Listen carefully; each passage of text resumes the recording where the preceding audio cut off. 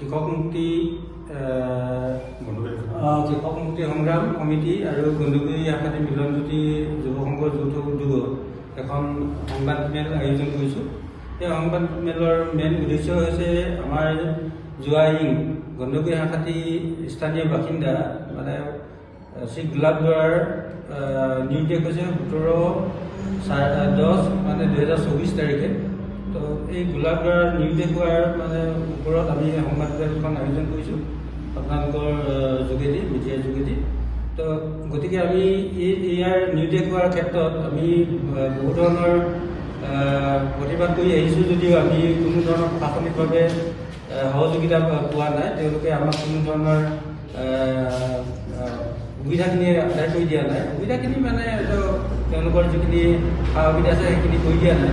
গতিকে আমি আপোনালোকৰ যোগেদি এটা কথাই জনাব বিচাৰিছোঁ যে তো গোলাপ বৰাৰ ক্ষেত্ৰত ন্যায় পোৱাৰ উপৰিও পৰিয়ালটোক মানে ভৰণ পোষণৰ দায়িত্ব ঠিকাদাৰ শ্ৰী পৰাগজ্যোতি সোণোৱালে লোৱাটো আমি বিচাৰিছোঁ।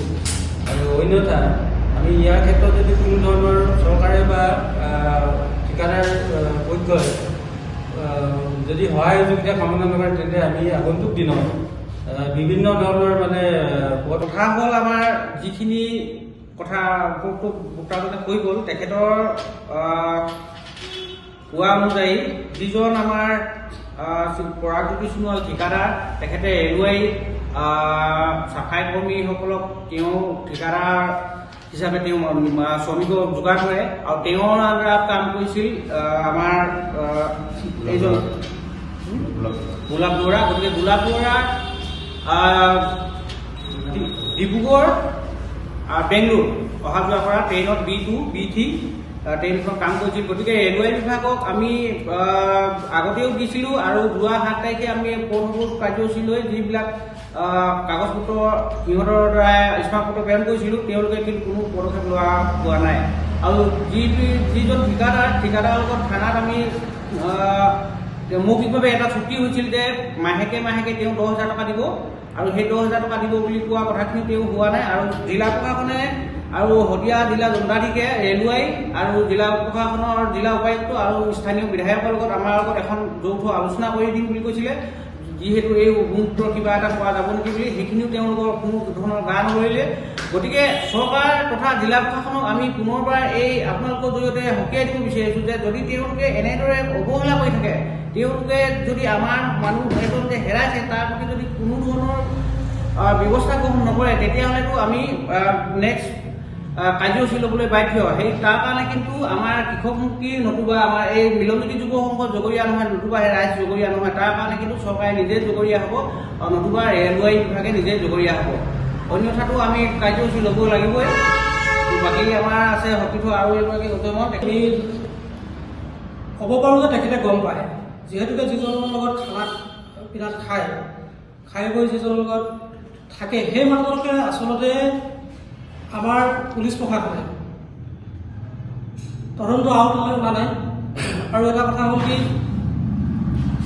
আপোনালোকে এটা কথা অনুভৱ কৰক, যিগৰাকী মানুহ ৰুপী বৰাৰ মানে ৱাইফ অফ গোলাপ বৰাৰ তেখেতৰ 4গৰাকী ছোৱালী আছে আৰু মানে মানুহজনৰ আৰ্থিক একেবাৰে অৱস্থা বেয়া। সেই হেতুকে তেখেতে বেংগলোৰ চমৰ এক্সপ্ৰেছত চাফাই কৰ্মী কাম কৰিব গৈছিল আৰু কাম কৰিব গৈ কি ঘটিল আমিতো নাজানো আজি তাৰিখলৈকে। কিন্তু যিয়ে নঘটক এই কথাখিনি আমি জানিব বিচাৰিছোঁ। মানুহজনৰ এটা মাত্ৰ আমি সংবাদ বিচাৰিছোঁ, জীৱিত বা মৃত, যে মানুহজনক অতি শীঘ্ৰে এই জীৱিত বা মৃত আমি সন্ধান লাগে বুলি আজি ক'ব লৈছোঁ। যোৱা 7 তাৰিখে আমি পৰৱৰ্তী কৰি এই কথাখিনি কোৱা নাছিলোঁ। এইটো কাৰণেই আমি আশা কৰিছিলোঁ যে যিহেতুকে মানুহজনৰ সন্ধান হৈ আছে আমি মানুহজনৰ সুখৰীয়ে দেখা পাম বুলি। কিন্তু আজি তাৰিখলৈকে আজি 5 এপ্ৰিল পাই গ'লহি যোৱা 17 অক্টোবৰৰ পৰা, কিন্তু আজি তাৰিখলৈকে যদি নোলাইছে এই মানুহজন আমি আশা আৰু কৰিব পৰা নাই যে মানুহজন সুখৰীয়ে আছে বুলি। সেই গতিকে আমি এটা কথা ক'ব বিচাৰোঁ, যিগৰাকী পৰাগজ্যোতি সোণোৱাল ঠিকাদাৰজনৰ ওপৰত আমি আইনীভাৱে যি কেছ কৰিব লাগে, কেছ কৰিবলৈ আমি কৃষক মুক্তি আৰু আমাৰ যি দুৰ্ভগীয়া স্পীড দৌৰা তেখেত প্ৰস্তুত আছে। আৰু এটা কথা হ'ল কি আপোনালোকে ভাবিব নোৱাৰা ধৰণৰ এটা পৰিস্থিতি, অভাৱনীয় পৰিস্থিতি এই ঘৰখনত উদ্ভৱ হৈ আছে, য'ত নেকি দেউতাকজনে একমাত্ৰ উপাৰ্জনকাৰী আছিল। আজি তাৰিখলৈকে কাম কৰিব গৈ ঘূৰি অহা নাই। প্ৰতিটো সময়তে সৰু ছোৱালীজনীয়ে তেখেতক বিচাৰি আছে, কিন্তু আজি তাৰিখলৈকে আমিও কোনো ধৰণৰ গুৰুত্ব পোৱা নাই। ৰেলৱে বিভাগে মাত্ৰ এটা মানে নিয়মমাফিক ক্লিয়াৰিফিকেশ্যন দিছে লিখিতভাৱে, আৰু সেই ক্লিয়াৰিফিকেশ্যনটো আমি যদিও পাইছোঁ তাতে আশ্বস্ত নহয়। আচলতে আমাৰ তিনিচুকীয়া জিলা প্ৰশাসনে বা SP বা DC এটা কাম কৰিব পাৰিলে হয়, তাৰ যিখিনি মাল্টা বা আশে পাশে যিখিনি ট্ৰেইন ষ্টেচন আছে, সেই ট্ৰেইন ষ্টেচনৰ আশে পাশে বা প্ৰতিটো ষ্টেচনৰ ওচৰে পাজৰে আমাৰ যি পুলিচ প্ৰশাসন বা থানাসমূহ আছে, সেই থানাসমূহত আচলতে টেলিফোনিক বাৰ্তাৰ জৰিয়তে হ'লেও খবৰখিনি দিব পাৰিলে হয় যে তেনেকুৱা কোনোবা বডি ওলাইছে নেকি বা কোনোবা অচিনাকি ব্যক্তি ওলাইছে নেকি সেই মালদাৰ আশে পাশে যিবোৰ জেগাৰ তাতে এৰিয়াসমূহত দিব পাৰিলে হয়। আমাৰ যি স্মাৰ্ট পুলিচ অসম চৰকাৰৰ, এই স্মাৰ্ট পুলিচৰ এইখিনি স্মাৰ্টনেছটো ক'ত হেৰাইছে, আৰু আমাৰ যি ডিজিটেল ইণ্ডিয়া, এই ডিজিটেল ইণ্ডিয়াৰ কোনো এটা CCTV কেমেৰাই যে আজি গোলাপ বৰাই ক'ৰবাত গৈছে নে নগৈছে এই কথাখিনি মানে ধৰি ৰাখিব পৰা নাই। অথচ ঠিকাদাৰজনে কোৱা নহয়, আমাৰ যিজন দণ্ডাধীশে আমাক 7 তাৰিখে আশ্বাস দিছিলে, জিলা 7 ফেব্ৰুৱাৰী তাৰিখে, যে জিলাৰ উপায়ুক্তৰ লগতে বিধায়কৰ লগত এই কমিশ্যনৰ মাষ্টাৰ মাইণ্ড ৰজা বলিন চেতিয়াৰ লগত এখন আলোচনা কৰাই দিয়াৰ, সেই মিথ্যাচাৰো আমি কোনোদিনেই মানি ল'ব নোৱাৰোঁ।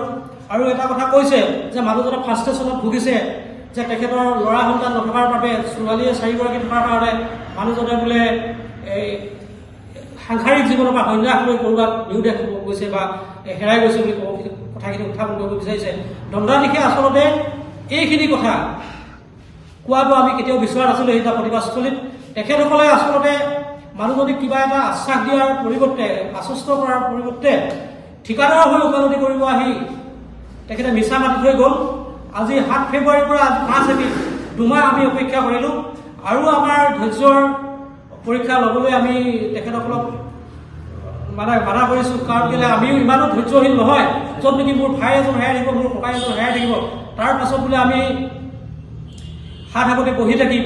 আচলতে এই কথাখিনি হ'বই নোৱাৰে। সেইকাৰণে আমি এটা কথা ক'ব বিচাৰোঁ, অতি শীঘ্ৰে আমি এতিয়াতো 24 ঘণ্টা সময় বান্ধি দিছোঁ, আৰু 24 ঘণ্টা সময়ৰ ভিতৰত যদি আমাৰ জিলা প্ৰশাসনে হওক বা ৰেল বিভাগে হওক বা ঠিকাদাৰ পক্ষই হওক কোনো ধৰণৰ যদি আমাক যিকোনো খবৰৰ বাবে যোগাযোগ কৰক 7099017330 লগতে 7099017110 নম্বৰত।